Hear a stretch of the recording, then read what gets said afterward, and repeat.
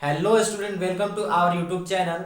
आज की इस क्लास में हम लोग जानेंगे टेंस के बारे में। टेंस का कितने प्रकार होते हैं, कौन कौन प्रकार होते हैं, पूरा डिफिनेशन के साथ इस क्लास में हम लोग जानेंगे टेंस। ठीक है, तो क्लास के अंत तक बने रहिएगा और चैनल पे नए हैं तो चैनल को सब्सक्राइब कर लीजिए और वीडियो को लाइक कर लीजिए। तो चलिए स्टार्ट करते हैं टेंस के बारे में।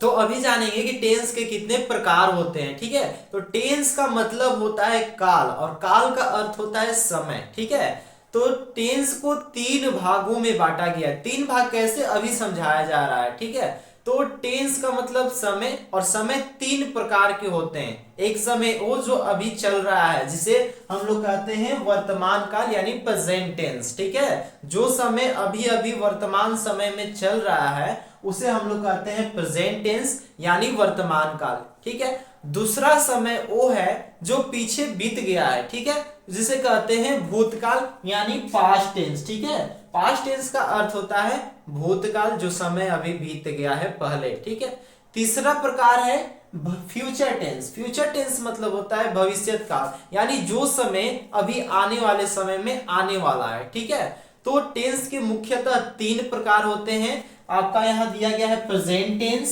पास्ट टेंस और फ्यूचर टेंस। ठीक है, प्रेजेंट टेंस का अर्थ होता है वर्तमान काल, पास्ट टेंस का अर्थ होता है भूतकाल और फ्यूचर टेंस का अर्थ होता है भविष्यत काल। ठीक है, वर्तमान काल का अर्थ होता है जो समय अभी वर्तमान में चल रहा है, और पास्ट टेंस का अर्थ होता है भूतकाल यानी जो समय बीत गया है। ठीक है, और होता है फ्यूचर टेंस। फ्यूचर टेंस यानी भविष्यत काल, जो समय अभी आने वाले समय में आने वाला है। ठीक है, तो याद रखिएगा कि टेंस के तीन प्रकार होते हैं, प्रेजेंट टेंस, पास्ट टेंस और फ्यूचर टेंस।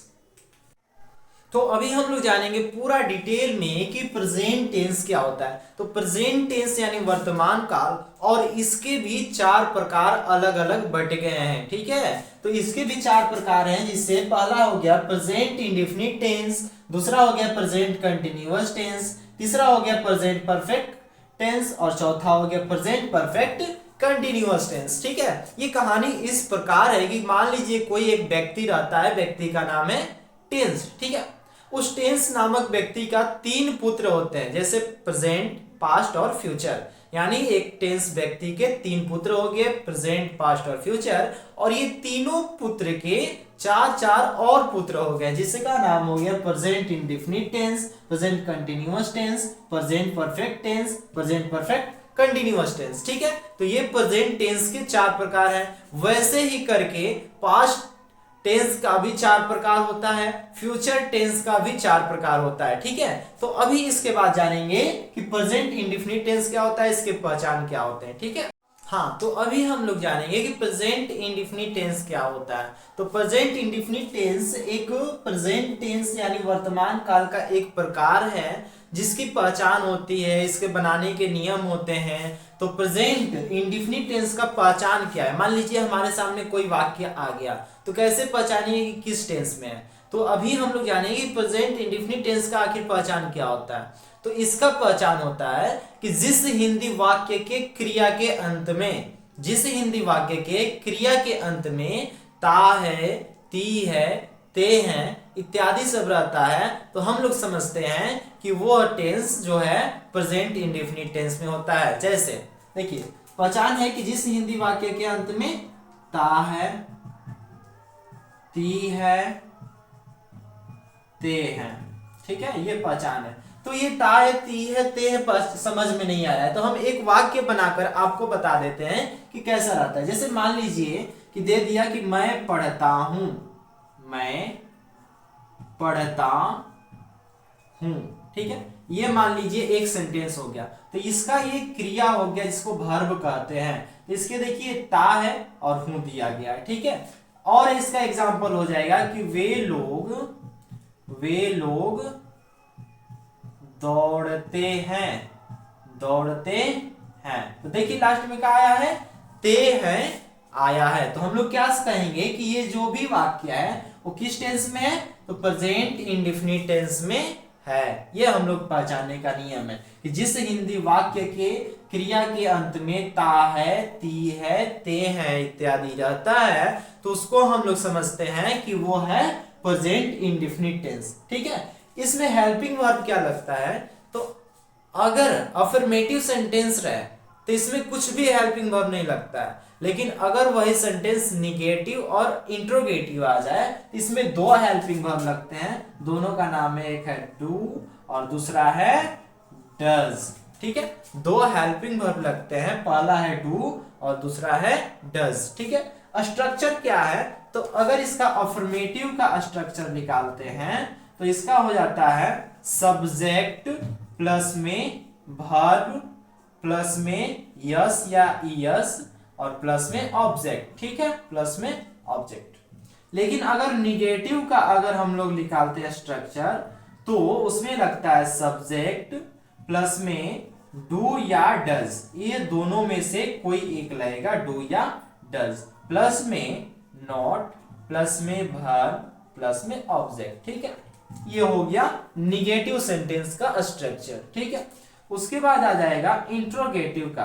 इंट्रोगेटिव का स्ट्रक्चर होता है कि डू या डज पहले लग जाएगा, उसके बाद क्या लगेगा, सब्जेक्ट लगेगा। क्या लगेगा, सब्जेक्ट, जिसको एसयूपी सब्जेक्ट लिख लेते हैं। उसके बाद लिख लेंगे वर्ब, सब्जेक्ट के बाद आएगा वर्ब जिसको भी से डिनोट कर दिए, उसके बाद आएगा ऑब्जेक्ट। तो ये रहा प्रेजेंट इंडेफिनिट टेंस के बारे में। हम लोग जानेंगे प्रेजेंट कंटिन्यूअस टेंस के बारे में, जो कि प्रेजेंट टेंस का दूसरा प्रकार है। तो प्रेजेंट कंटिन्यूअस टेंस क्या होता है, तो इसको ये देखने पर पता चल जा रहा है, कंटिन्यूअस शब्द आया है। ठीक है, तो कंटिन्यूअस का अर्थ होता है कंटिन्यूटी, जो जारी रहे कार्य, उसी को कंटिन्यूअस टेंस कहते हैं। ठीक है, और वो भी प्रेजेंट में, यानी प्रेजेंट काल यानी वर्तमान समय में जो कार्य जारी रहे यानी चलता रहे, उसी को प्रेजेंट कंटिन्यूअस टेंस कहते हैं। जैसे इसका पहचान क्या है, तो जिस हिंदी वाक्य के अंत में रहा है, रही है, रहे हैं इत्यादि रहता है तो हम लोग समझते हैं कि प्रेजेंट कंटिन्यूअस टेंस में है। ठीक है, जैसे भी इसका वाक्य आ जाएगा कि हम लोग पढ़ रहे हैं, पढ़ रहे हैं, पढ़ रहे हैं, इसका अर्थ हुआ कि हम लोग वर्तमान समय में अभी जस्ट पढ़ रहे हैं। इसका अर्थ ये हुआ कंटिन्यूअस, मतलब जो कार्य अभी कंटिन्यूटी है यानी कंटिन्यू है, उसी को कहते हैं कंटिन्यूअस टेंस। जैसे आप लोग खेल रहे हैं, खेल रहे हैं, तो ये कार्य अभी अभी जस्ट जारी है यानी कंटिन्यू है, इसी को कहते हैं हम लोग कंटिन्यूअस टेंस। ठीक है, तो इसमें हेल्पिंग वर्ब क्या होता है, इसमें 3 हेल्पिंग वर्ब लगते हैं। कौन कौन, आइए देखते हैं। तो हेल्पिंग वर्ब लगता है इसमें एम,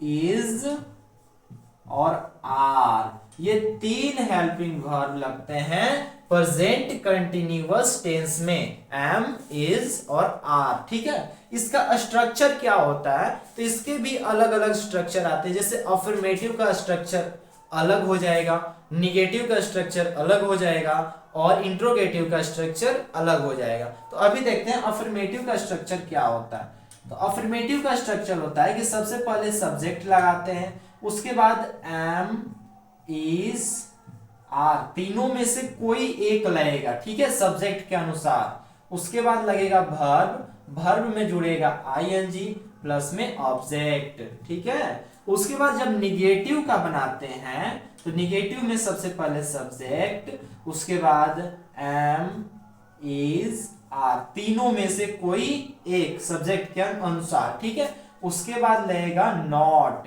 क्योंकि निगेटिव है तो नॉट लगाना तो जरूरी है। ठीक है, और नॉट के बाद लगेगा वर्ब और वर्ब के बाद आईएनजी और प्लस में ऑब्जेक्ट। ठीक है, इसके बाद आएगा इंट्रोगेटिव का सेंटेंस। इंट्रोगेटिव में सबसे पहले इज, आर और एम शुरू में लगा देंगे। ठीक है, उसके बाद क्या करेंगे कि सब्जेक्ट को लिखेंगे, सब्जेक्ट को, उसके बाद लिखेंगे वर्ब, उसके बाद आईएनजी, उसके बाद ऑब्जेक्ट। ये होता है स्ट्रक्चर यानी बनाने का नियम।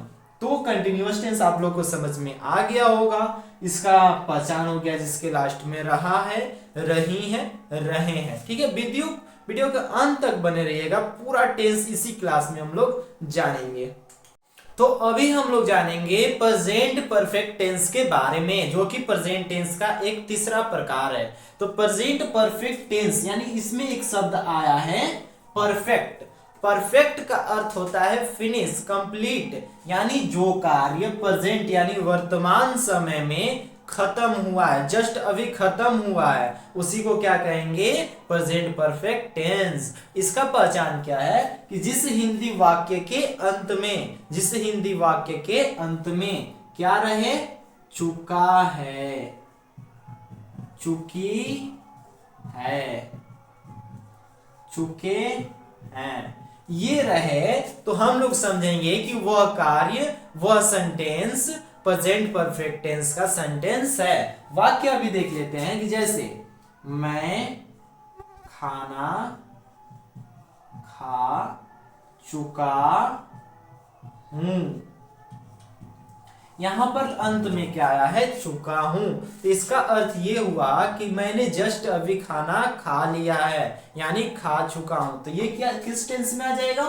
प्रेजेंट परफेक्ट टेंस में ये वाक्य आ जाएगा। ठीक है, इसका हेल्पिंग वर्ब क्या होता है? तो इसमें भी दो हेल्पिंग वर्ब लगते हैं। कौन कौन? अभी देखते हैं। तो इसमें दो हेल्पिंग वर्ब लगता है, हैज और हैव। दो हेल्पिंग वर्ब लग गए इसमें। प्रेजेंट परफेक्ट टेंस में दो हेल्पिंग वर्ब कौन कौन? हैज और हैव। ठीक है, इसका स्ट्रक्चर क्या होता है? तो इसके भी अफर्मेटिव सेंटेंस बनते हैं, निगेटिव सेंटेंस बनते हैं, इंट्रोगेटिव सेंटेंस बनते हैं। तो देखिए इसमें स्ट्रक्चर क्या होता है कि सबसे पहले अफर्मेटिव का बताते हैं कि सबसे पहले हम लोग लिखते हैं सब्जेक्ट, और सब्जेक्ट के बाद हैज या हैव, ये दोनों में से कोई एक लगाया जाता है। किसके अनुसार लगाया जाएगा? तो सब्जेक्ट के अनुसार। वो बाद में बताएंगे कि किसके साथ हैज लगता है, किसके साथ हैव लगता है। ठीक है, उसके बाद वर्ब का तीसरा फॉर्म, जैसे मान लीजिए ईट, तो ईट, एट, ईटेन, तो हम लोग तीसरा फॉर्म ईटेन लगाएंगे। ठीक है, तो सब्जेक्ट प्लस हैज है प्लस में V3, उसके बाद हम लोग जो चाहे ऑब्जेक्ट लगा देंगे। तो अफर्मेटिव के बाद आता है निगेटिव सेंटेंस। तो निगेटिव सेंटेंस में सबसे पहले क्या करते हैं कि सब्जेक्ट लगा लेते हैं, उसके बाद हैज हैव दोनों में से कोई एक, और उसके बाद नॉट लगा देंगे, उसके बाद वर्ब का तीसरा फॉर्म, उसके बाद ऑब्जेक्ट। ये रहा इसका स्ट्रक्चर। इसी प्रकार इंट्रोगेटिव में क्या करेंगे कि सबसे पहले हैज और हैव को लगा लेंगे। ठीक है, और उसके बाद सब्जेक्ट को लगाएंगे, उसके बाद वर्ब का तीसरा फॉर्म, उसके बाद ऑब्जेक्ट। तो ये रहा प्रेजेंट परफेक्ट टेंस के बारे में जानकारी कुछ। हाँ, तो ये भी प्रेजेंट टेंस का ही तीसरा भाग है, तो इसे ध्यान से देखिएगा। तो अब हम लोग जानेंगे प्रेजेंट परफेक्ट कंटिन्यूअस टेंस के बारे में, जो कि प्रेजेंट टेंस का चौथा पार्ट है। ठीक है, तो प्रेजेंट परफेक्ट कंटिन्यूअस टेंस एक बहुत ही झोलझाल वाला टेंस है, तो इसको समझते हैं अच्छे से। ठीक है, तो इसका पहचान होता है कि जिस हिंदी वाक्य के अंत में ता रहा है, ता रहा है, ती रही है, ते रहे हैं इत्यादि रहे, तो हम लोग समझेंगे कि प्रेजेंट परफेक्ट कंटिन्यूअस टेंस का वह वाक्य है। इसके बावजूद ये शब्द हट जाता है। कब हटता है?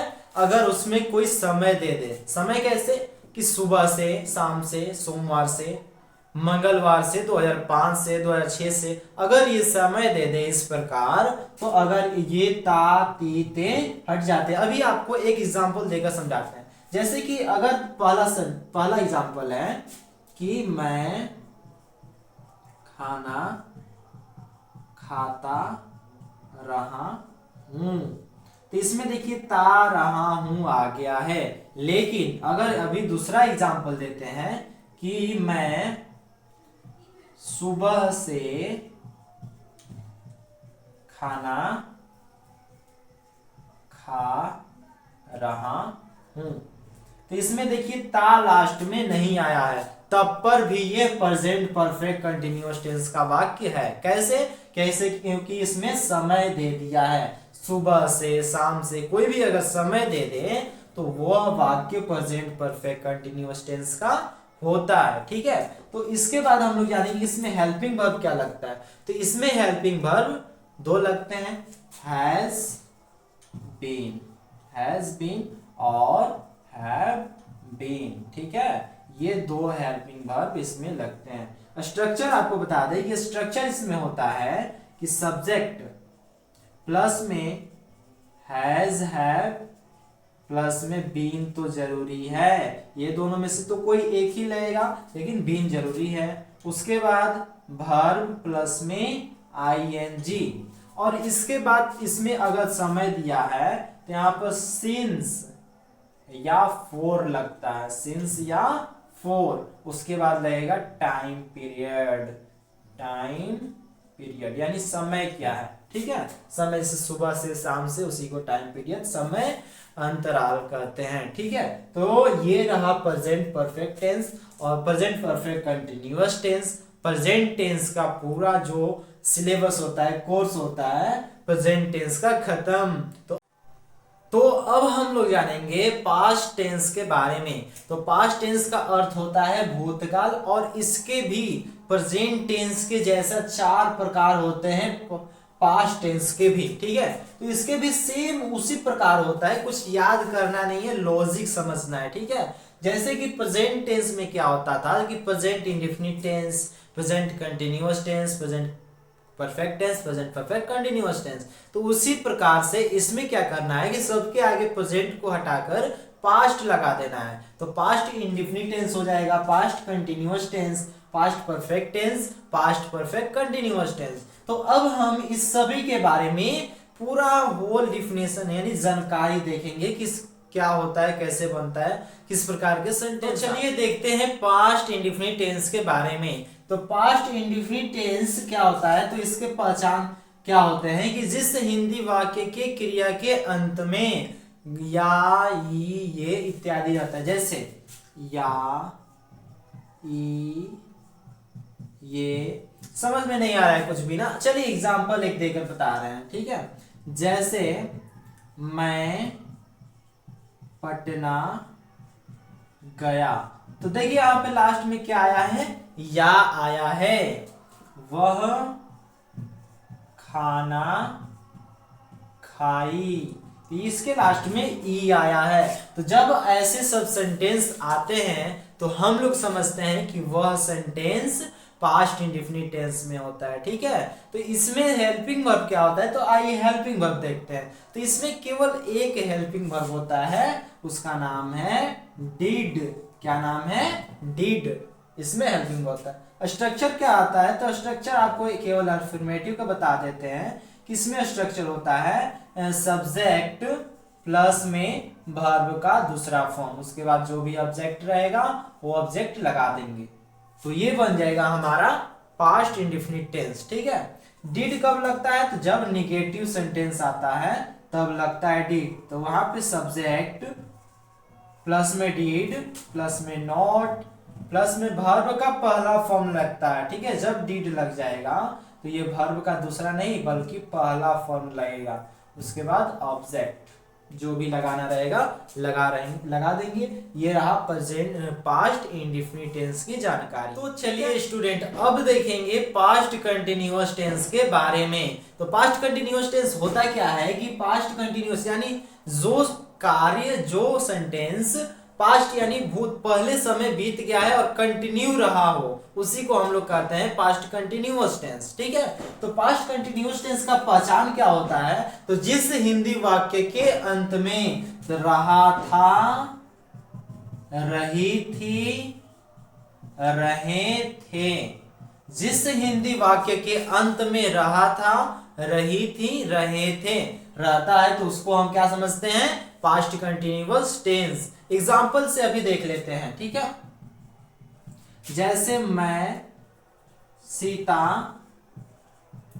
सो रही थी, तो यहां पे लास्ट में क्या आया है, रही थी। जिस हिंदी वाक्य के अंत में रहा था, रही थी, रहे थे इत्यादि रहता है, उसको हम लोग क्या समझते हैं, पास्ट कंटिन्यूअस टेंस, ठीक है। इसमें हेल्पिंग वर्ब देख लेते हैं कि हेल्पिंग वर्ब क्या लगता है। तो इसमें हेल्पिंग वर्ब लगता है वाज और वर, वाज वर, दो हेल्पिंग वर्ब इसमें लगते हैं, वाज और वेर। ठीक है, इसका स्ट्रक्चर जो होता है, उसका स्ट्रक्चर अफर्मेटिव का अगर देख लें तो सब्जेक्ट प्लस में वाज और वेर लगा लेंगे।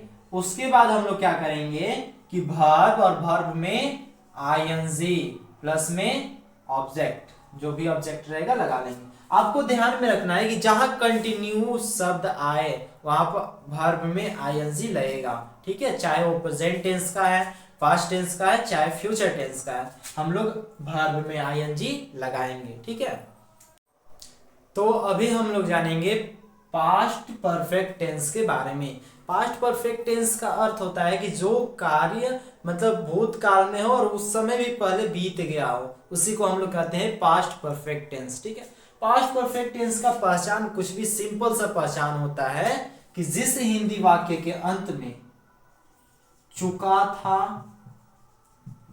चुकी थी, चुके थे, ठीक है, जिस हिंदी वाक्य के अंत में चुका था, चुकी थी, चुके थे इत्यादि रहता है तो उसे हम लोग समझते हैं कि वह पास्ट परफेक्ट टेंस में है। ठीक है, इसका जैसे एग्जांपल हम लोग देख लेते हैं कि हम लोग खेल चुके थे, हम लोग खेल चुके थे, यह वाक्य हो गया। तो इसका अर्थ क्या हुआ कि हम लोग पास्ट में खेल चुके थे। ठीक है, तो ये हो गया पहचान। इसमें हेल्पिंग वर्ब केवल एक लगता है, हैड।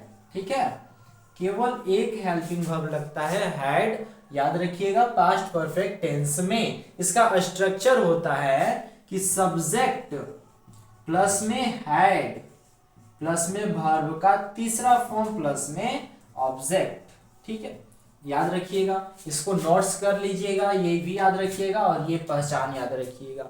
आप लोग अभी तक वीडियो को लाइक नहीं किए हैं तो वीडियो को लाइक कर लीजिए, चैनल पे नए तो चैनल को सब्सक्राइब कर लीजिए और बेल आइकन को ऑन कर लीजिए। ठीक है, तो अब हम लोग देखेंगे past perfect continuous tense. Past perfect continuous tense का अर्थ होता है कि पास्ट में कार्य होता रहा था। ठीक है, तो इसका पहचान होता है कि जिस हिंदी वाक्य के अंत में, जिस हिंदी वाक्य के अंत में ता रहा था, ती रही थी, ते रहे थे इत्यादि ऐसा सब अगर शब्द आता है तो हम लोग समझते हैं कि पास्ट परफेक्ट कंटिन्यूअस टेंस का वाक्य है। ठीक है, इसमें जैसे कि वाक्य दे देगा कि हम लोग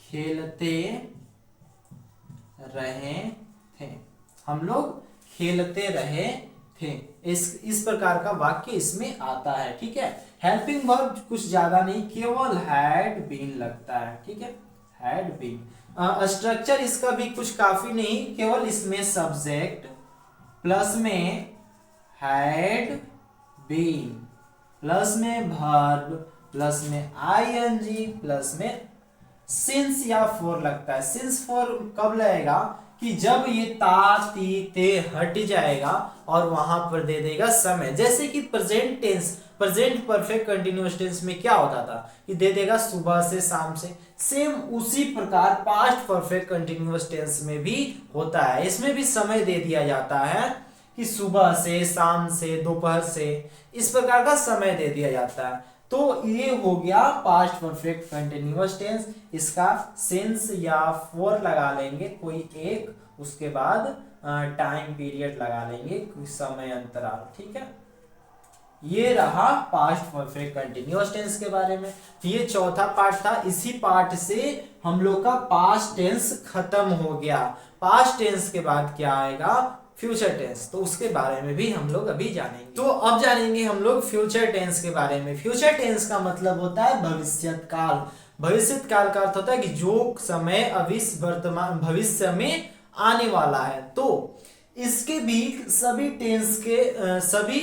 टेंस के तरफ प्रेजेंट पास्ट की तरह ही इसके भी चार प्रकार होते हैं। ठीक है, कौन कौन, future indefinite tense, future continuous tense, future perfect tense and future perfect continuous tense. तो चलिए देखते हैं इसका बारे में पूरी जानकारी लेंगे। फ्यूचर इंडेफिनिट टेंस क्या होता है, फ्यूचर कंटिन्यूअस टेंस क्या होता है, फ्यूचर परफेक्ट टेंस क्या होता है, फ्यूचर परफेक्ट कंटिन्यूअस टेंस क्या होता है। तो वीडियो के अंत तक बने रहिए। अगर वीडियो को अभी तक लाइक नहीं किया तो लाइक कर लीजिए, चैनल पे नए हो तो चैनल को सब्सक्राइब कर। तो चलिए अब देखते हैं हम लोग फ्यूचर इंडेफिनिट टेंस के बारे में। तो future indefinite tense future tense का पहला पार्ट है और इसका पहचान क्या होता है। तो जिस हिंदी वाक्य की क्रिया के अंत में गा गे गी लगा हो, जैसे क्रिया के अंत में क्या लगा होना चाहिए, गा गे गी इत्यादि लगा रहता है। जैसे कि हम लोग पढ़ेंगे, तो इसके अंत में देखिए गे आया है, जहां की ये पहचान हो गया। मैं खाऊंगा, चाहे खाना खाऊंगा, देखिए लास्ट में यहाँ पर गा लिखा गया है। तो अगर इस प्रकार का सेंटेंस आता है तो हम लोग समझेंगे कि वह सेंटेंस फ्यूचर इंडेफिनिट टेंस में है। ठीक है, तो इसमें हेल्पिंग वर्ब क्या लगता है, तो आइए देखते हैं। इसमें हेल्पिंग वर्ब दो लगता है, कौन कौन, तो एक है शैल और एक है विल। ये दो हेल्पिंग वर्ब लगते हैं किसमें, फ्यूचर इंडेफिनिट टेंस में। स्ट्रक्चर क्या होता है इसका, तो आइए स्ट्रक्चर देखते हैं। अगर इसका अफर्मेटिव सेंटेंस हो तो स्ट्रक्चर होता है सब्जेक्ट प्लस में शैल या विल, दोनों में से कोई एक होना चाहिए। शैल और विल किसके अनुसार लगता है, तो वो लगता है सब्जेक्ट के अनुसार। तो सब्जेक्ट प्लस शैल और विल प्लस में वर्ब प्लस में ऑब्जेक्ट, ये होता है स्ट्रक्चर इसका। इस प्रकार का बनाते हैं हम लोग। ठीक है, तो अब हम लोग जानेंगे फ्यूचर कंटिन्यूअस टेंस के बारे में। फ्यूचर कंटिन्यूअस टेंस का अर्थ होता है कि कोई भी वाक्य, कोई भी कार्य भविष्य में चलता रहा हो, यानी कंटिन्यू हो भविष्य में, ना भूतकाल में नहीं वर्तमान में, भविष्य में कंटिन्यू हो, उसको हम लोग कहते हैं फ्यूचर कंटिन्यूअस टेंस। उसका पहचान क्या रहेगा कि जिस हिंदी वाक्य के अंत में ता रहेगा, ती रहेगी, ते रहेंगे इत्यादि अगर पाया जाए तो हम लोग समझेंगे कि वह वाक्य फ्यूचर कंटिन्यूअस टेंस का वाक्य है। जैसे एग्जांपल देख लेते हैं कि सीता खाना पकाती रहेगी, यहाँ पर ती रहेगी आ गया है। तो इस प्रकार का अगर रहेगा कोई भी सेंटेंस तो हम लोग समझेंगे कि फ्यूचर कंटिन्यूअस टेंस का वह वाक्य है। ठीक है, तो इसमें हेल्पिंग वर्ब क्या लगता है, तो कोई एक्स्ट्रा नहीं लगता है। इसमें बस क्या होता है कि शैल और विल रहता है और इसमें जुड़ जाता है बी। क्या जुड़ जाता है, बी। जब भी लिखना होगा तो हम लोग लिखेंगे शैल बी और विल बी,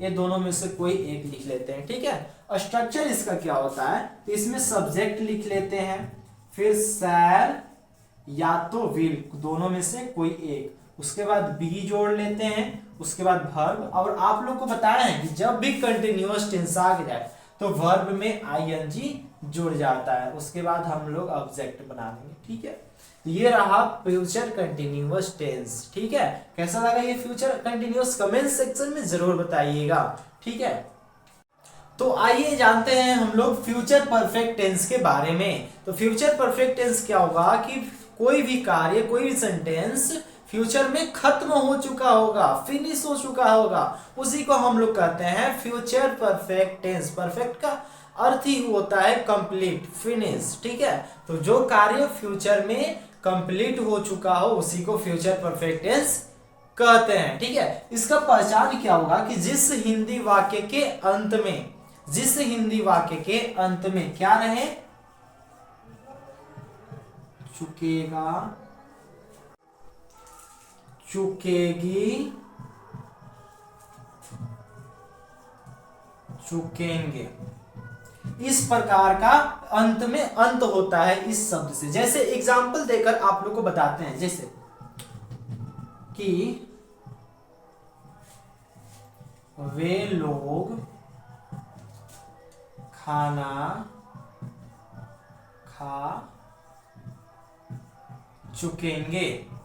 ये रहा सिंपल सा, एकदम लास्ट में चुकेगा, चुकेगी, चुकेंगे शब्द से अंत होता हो, उसी को हम लोग क्या कहते हैं, फ्यूचर परफेक्ट टेंस कहते हैं। कुछ भी नहीं है, हलवा है हलवा।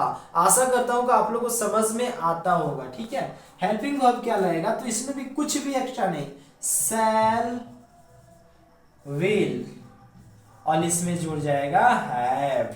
शैल और विल तो रहेगा और इसमें जुड़ जाएगा हैव। इसमें स्ट्रक्चर क्या होता है आप लोगों को बता देते हैं कि स्ट्रक्चर में सब्जेक्ट प्लस में शैल या तो विल, उसके बाद जुड़ जाएगा हैव, उसके बाद वर्ब का तीसरा फॉर्म। जब भी परफेक्ट टेंस आ जाए, ध्यान में रखिएगा, जब भी परफेक्ट टेंस आ जाए, चाहे वो प्रेजेंट परफेक्ट हो, चाहे वो पास्ट परफेक्ट हो, चाहे वो फ्यूचर परफेक्ट हो, उसमें वर्ब का हमेशा तीसरा फॉर्म लगता है, हमेशा तीसरा फॉर्म लगता है, याद रखिएगा।